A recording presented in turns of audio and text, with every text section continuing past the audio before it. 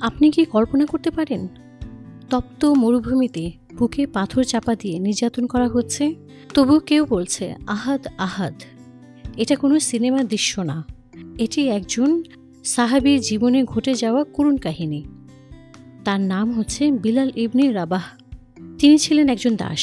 ইসলাম গ্রহণ করার পর তার মালিক তাকে নির্মমভাবে নির্যাতন করতে শুরু করে।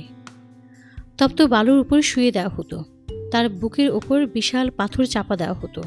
সূর্যের আগুনে তার শরীর পুড়ে যাচ্ছিল, তবুও প্রতিটা কষ্টের মাঝেও তার মুখে একটাই শব্দ ছিল, আহাদ আহাদ, অর্থ আল্লাহ এক, আল্লাহ এক। তারা চেয়েছিল সে ইসলাম ছেড়ে দিক, কিন্তু সে তার ঈমান ছাড়েনি। শেষ পর্যন্ত আবু বকর রাদিয়াল্লাহু আনহু তাকে কিনে মুক্ত করে দেন। আর সেই মানুষটাই পরে ইসলামের ইতিহাসে প্রথম মুয়াজ্জিন হন। তার কণ্ঠে প্রথম আযান ধ্বনিত হয়েছিল।